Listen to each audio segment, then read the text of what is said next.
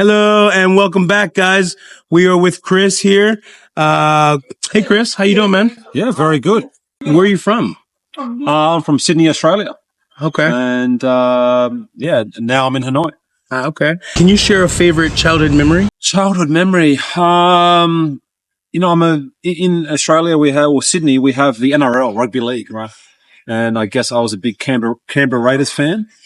And the first one that popped to mind, childhood memory is, we won the grand final when I was 5 years old, and I was lucky enough to be there. And I have a very faint memory. I don't remember it clearly, but I remember being there. And I remember being there with my dad and his friend. How old are you? Just turned 40. Oh, 40. Literally last month. 2 months ago now, but yeah, very recent. Yeah. Okay. Well, when's your birthday? 1st November. Oh, okay. So I'm older than you. Okay. I got him. Did you go to college? Yeah, I went to university. I did Bachelor of Arts in philosophy and English literature, which means I was a bit of a hippie, I guess. Okay. Yeah. Okay. And as you know, like you need that for a visa these days. You get a job here. It certainly makes it much easier. Yeah, so I thought it was kind of useless, especially the philosophy part, but yeah, I guess it's helped. Yeah, philosophy, right? Now, what were you like growing up?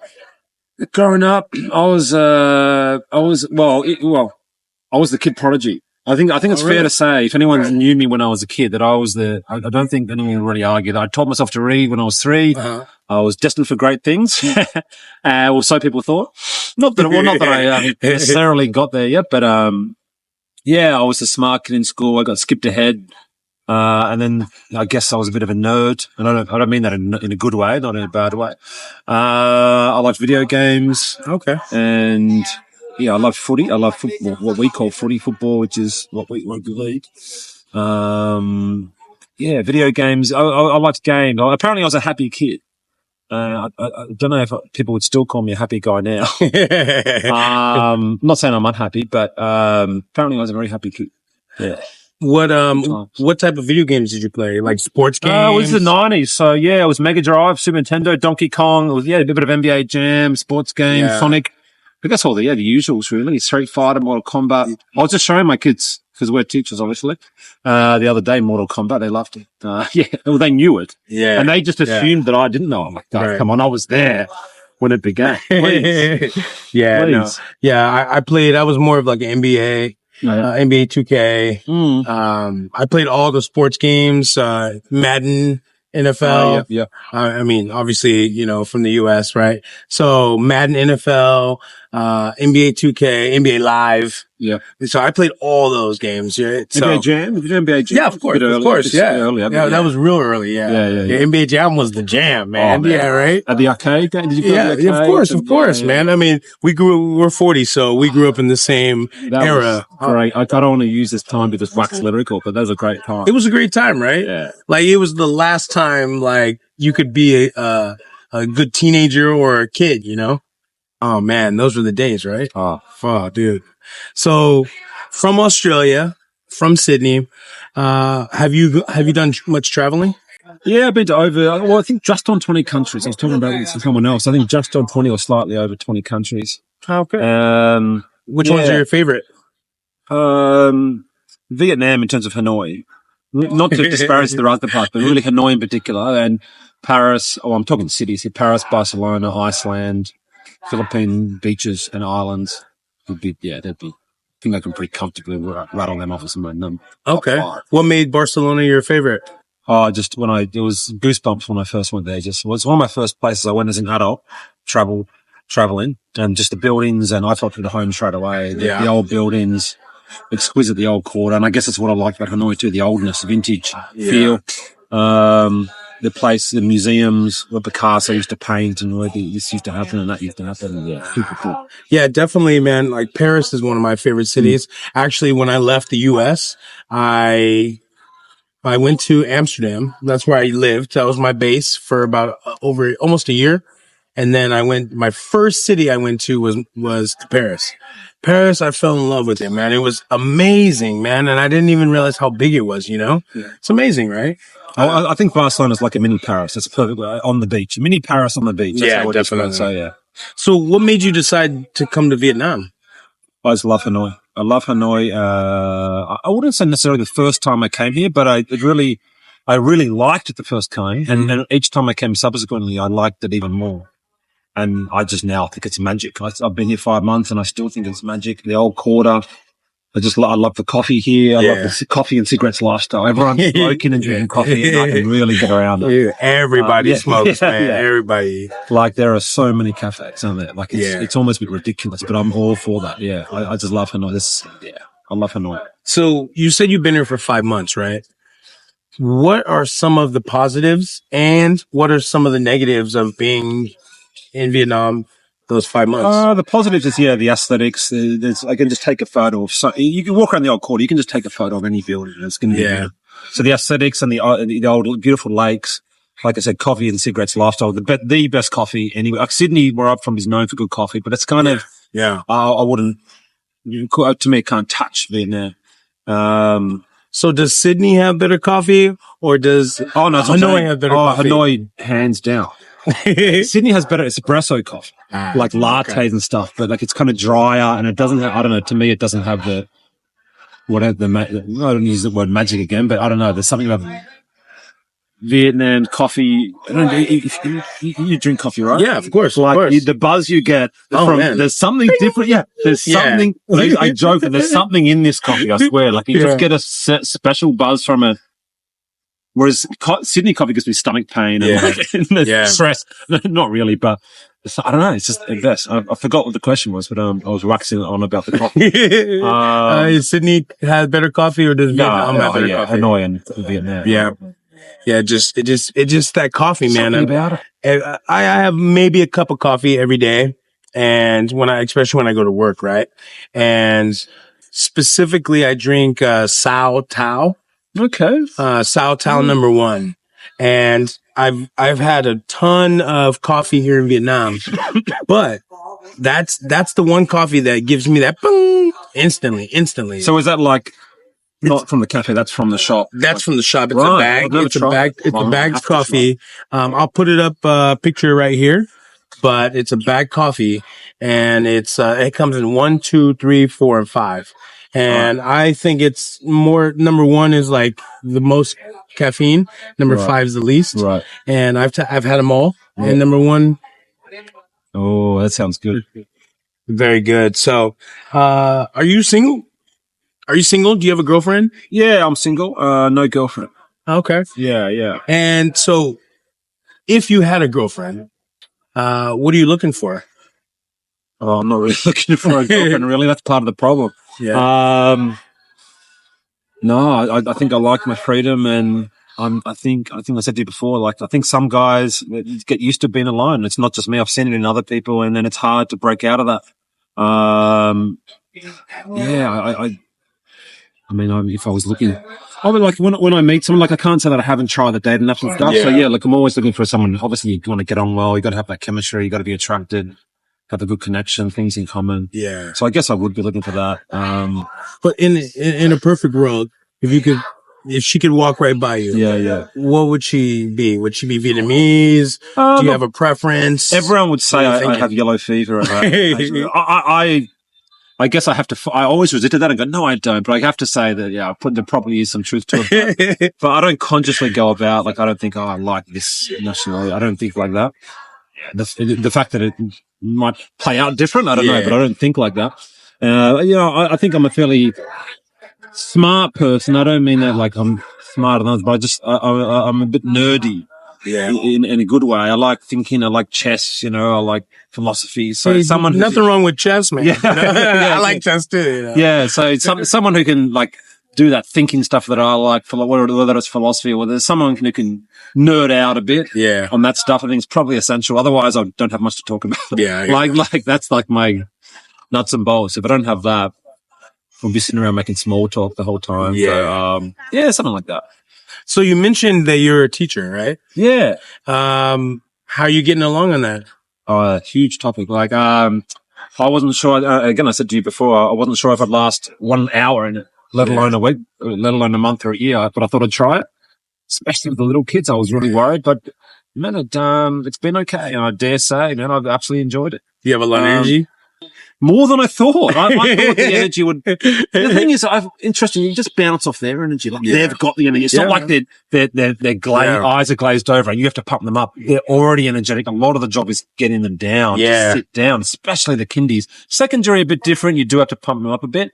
They can look at you bored, but even them, man, secondary have a lot of energy. They might not show it to you. Yeah. But I've seen some secondary classes go nuts. Like they've got the energy. Don't worry about that. Yeah. So but I continually surprise myself how much I enjoy it and how much I can tolerate. Like some days I just think, oh man, I'm so tired. I can't do it today, but I turn up. Yeah. And you know what? You see their happy faces and it kind of gets you up for it. Like it's weird. Yeah. Yeah. Yeah. They're very happy kids, aren't they? The Vietnamese kids? I don't know if all kids, I've only taught in Vietnam, but they're very happy kids. They just want to smile and laugh and have fun, and it's infectious. Yeah. Yeah. The Vietnamese kids here, just what Chris said, man, even if you don't feel good about coming to work, you have those days where you're so sick and you're just like, I just don't want to be here, you know? And then the minute you walk into that door, man, those kids just lift you up, man. It's so, you can't put into words, right? It is right. And it's like every day. Yeah. You know, the minute you go to work, boom, you know, it's like that coffee, you know? Actually, it is a bit like the coffee. It is. It's a bit like a stimulant. You walk in there and it's just like, yeah. I mean, the public school I work at, when I first went there, I was like, what? It's like going to a festival. Yeah, like, yeah, exactly. At lunchtime, they're all just going, this is a middle school, so secondary-ish. Maybe 11, 12, 13. And it's just go nuts. You do get up for it. It's like going to a concert festival where you get excited because you just, I think you said to me before, sink or swim. Absolutely. Yeah. You see that you go along with it and you go with the ride of their energy, or you just can't hack it. No, I've been going along with the ride. It's been okay. I can act really stupid. Like I might look serious here, but I can act. Teaching assistants must look at me like, who's that guy? Like, I can act really silly and stupid, like as stupid as them. Run around in circles. Yeah. Yeah. Same here. Like that's why I feel like there are a lot of teachers here in Vietnam that don't do that. Right. You know, they really don't run around with the kids. They don't play with them. They don't, you know, and that to me makes you a good teacher, right? You can be the best teacher in knowing the knowledge to drop to those kids, but these kids are different. They're wired different than, you know, I'm sure Australia or US, you know, where, you know, we grew up with those social skills, right? They didn't grow up with much social skills, but they have more social skills than we do, you know? They're very social kids. They're very social kids. Very, very social. So they're very much more community based than we are, I guess. I don't know. I can't speak for Australia, but for the US, we grew up more individual. You know, I don't think I could even teach in Australia. I've said to my friends many times, it's just a different culture. There's much less respect for teachers. I mean, I could try it and see how I go, but, you know, when I said that my school is super fun like a festival, I wouldn't call Australian schools like that. They don't want to be there. And so what are your future plans in Vietnam? Man, again, I changed my mind a lot on this and like, I still don't even know. The friends ask me like, oh, what are you doing there? Are you coming back? I told my work I'm only going for 6 months. You know, oops. Yeah. So I don't know, but look, I'd like to find a way to stay here. It's cool here. Even just sitting here, you can't sit on the camera, but there's lanterns and there's a little river. Yeah. It's so chill. But if I go 5 minutes that way, it's going to be super hectic. Yeah. So I can just cherry pick what lifestyle I want for this night. Chill night, come here. Crazy night. I just, I want to find a way to stay here. So I guess I'll continue looking for that. Yeah. And that means I'll just maybe stay here indefinitely. I don't know. Or maybe I'll go back next month because, you know, there are some negatives of being here, and maybe they do get to me sometimes. And maybe I'll just pack up and go, you know what, it's all too hard. I don't know. Well, tell me some negatives. Well, you mentioned being sick. Like I've been here 5 months. I reckon I've been sick for genuinely half of that. Like not exaggerating. Like really? Half of that time I've been sick. Not always full, like really badly sick, but some sort of throat bug or something like sore throat. Feeling a bit fatigued, something.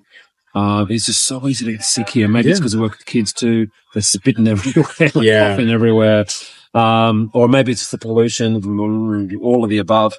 But, it's when I'm in a happy mood now because I'm not sick, but my mood changes when I get sick. I get sick of Vietnam.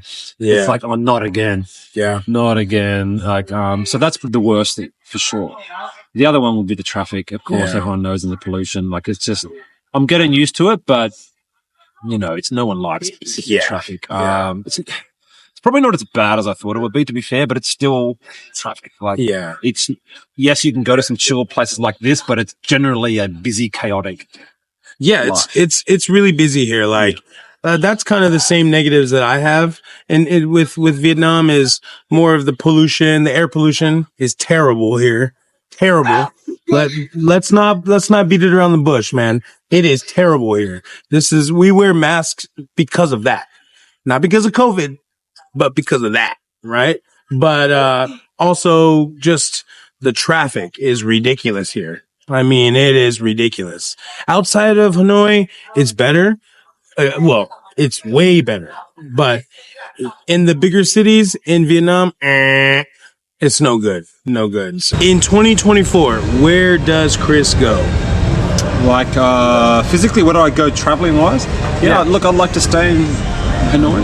I'd like to stay in Hanoi and find a way to stay here. But like I said, there is a chance that I just pack up. It's all too hard. Next time I get sick, it's all too hard, and go back to Sydney where it's an easier life, but I think more boring. So it's like Hanoi and fun. Yeah. Hanoi fun but hard at times. But Sydney a bit boring, but you know, kind of easy. So, do you have any advice for any foreigners who are thinking about coming to Vietnam or moving to Vietnam? Yeah, I've got advice. I would say it's not as hard as you think. Like, people say it's hard, and in a way they're right. Even the traffic, like, yes, there's traffic, but it's not so bad that it's like, like Sydney has traffic too. Okay, it's worse here, but it's not so, like, I don't go home and go, oh my God, the traffic. It's more just like, that's annoying. Yeah. And even the heat, people were like, oh, careful of the heat. I know I didn't get the worst of it, but I was like, it's not that bad. Okay, you'd rather it be cooler in summer, but it wasn't that bad. Yeah. You sweat a bit and you dry it off when you get inside with the aircon. So I'd say, don't be put off when I say it's hard. There's a lot of payoff, and the hard things aren't all that hard. Yeah. That's true. I mean, I agree. That's, you know, when you first start out and you're traveling, it is hard because you don't know anything, right? You don't know anybody. So you have to do it kind of on your own or with other travelers, whatever research you did. But once you get your bearings, you're going to be just fine living, you know, anywhere or even just traveling, you know? All right, guys. So now we're going to go ahead and give all of our guests, to sign this book. And in 1 year's time, we're going to give one lucky subscriber this book. This is a well wish to Vietnam. Our guests can put anything they want in the book. Dear Vietnam. There you go, Chris. Okay. Thank you, Kevin. Appreciate it, mate. So do I write this live or do I have time? You could write it. Right. So like live now? Yeah. Okay. All right. So right, Dear Vietnam. And I'm writing like whatever you want. It's going to sound like blasé and cliche, but I don't think I can sum it up better, but they're just saying thanks for the great times. And that's all, folks. See you in the next one.